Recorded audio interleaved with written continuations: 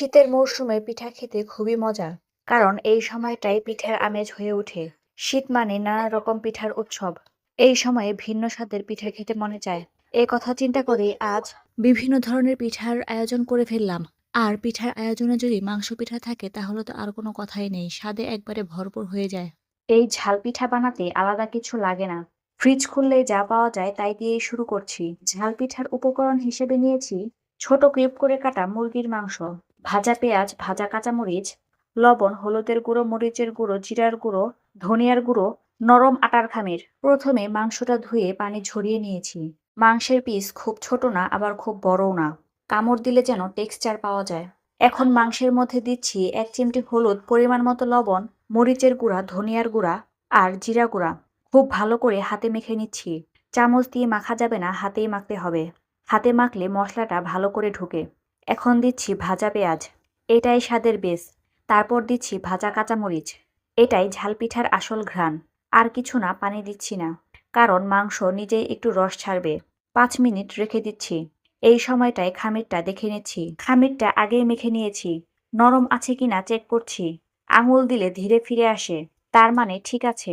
ছোট ছোট বল বানালাম, কোনো মাপ নেই, হাতে যেটা ভালো লাগে। একটা বল নিয়ে চেপে চেপে গোল করলাম। বেলন না থাকলেও সমস্যা নেই, এই জায়গায় বেশিরভাগ মানুষ ভুল করে। মাংস বেশি দিলে পিঠা ফেটে যায়। খামিরের মাঝে মাংস দিচ্ছি, খুব বেশি দিচ্ছি না, চারপাশে জায়গা রাখছি। ধীরে ধীরে মুখ বন্ধ করছি। জোড়া লাগানোর সময় টান দেওয়া যাবে না। চেপে চেপে বন্ধ করে নিচ্ছি। হাতের তালুতে ঘুরিয়ে নিচ্ছি।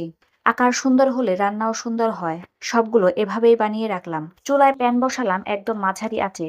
তেল বেশি দিব না, শুধুমাত্র প্যানটা গ্রিস করার মতো তেল দিব। পিঠাগুলো ছাড়ছি একসাথে, বেশি না। ঢাকনা দিব না, এটাই দরকার। এই সময়টাতে ভেতরের মাংস রান্না হবে। এবারে রং দেখছি পিঠার। এই পিঠার রং হালকা সোনালী হলেই যথেষ্ট। এবারে আরো 3-4 মিনিট ভেজে নিব। এখন একটা পিঠা চাপ দিয়ে দেখছি, নরম কিন্তু বসে যাচ্ছে না, মানে ভেতরে ঠিক। এবারে চুলা বন্ধ করে দিচ্ছি। পরে একটু ভাজা পেঁয়াজ ছিটালাম, ইচ্ছা হয়েছে বলে আর একটু ভাজা মরিচ ছিটালাম। আর কিছু না, সস না, আবার চাটনিও না, কারণ এটা নিজের স্বাদে সম্পূর্ণ। এই পিঠা খেলেই বুঝবেন ঝাল মানেই বাড়াবাড়ি না, ঠিক থাকলেই যথেষ্ট। এই পিঠার আসল জিনিস মশলা না, আসল জিনিস হলো আঁচ। কারণ আঁচ ঠিক না হলে সব নষ্ট। চুলা জ্বালানোর আগে সব হাতের কাছে রাখি, কারণ রান্নার সময় খোঁজাখুঁজি করলে মনোযোগ ভেঙে যায়। মাংসটা একদম ঠান্ডা থাকা যাবে না। ফ্রিজ থেকে বের করে 2 মিনিট রাখলেই যথেষ্ট। মশলার গন্ধ আগে উঠতে দিই। হলুদ নয়, জিরা আর ধনিয়া আগে কথা বলে। ভাজা পেঁয়াজ একসাথে দিব না, শেষের দিকে দিলে স্বাদ পরিষ্কার থাকে। ঝালমরিচ চাপ দিব না, কারণ ভাঙা ভাঙা থাকলে কামড়ে বোঝা যায়। খামিরে বাড়তি কোনো পানি দিব না, নরম হলেই নামিয়ে নিব। পিঠা বানানোর সময় হাত শুকনো থাকতে হবে, কারণ ভেজা হাতে ধরলে সিল ঠিক হয় না। এই জায়গায় তাড়াহুড়ো করলে পিঠা ভালো হলেও খেতে ভালো লাগবে না। পিঠাগুলো তেলে ছাড়ার পর নাড়াচাড়া কম করতে হবে। নিজে নিজে রং ধরতে দেই।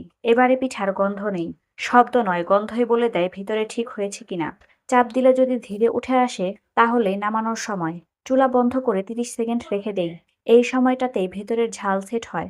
উপরে কিছু যোগ করি না, কারণ এই পিঠা আলাদা করে সাজানোর না। এটাই সেই ঝাল পিঠা যেটা চুপচাপ বানানো হয়, কিন্তু খাওয়ার সময় সবাই কথা বলে।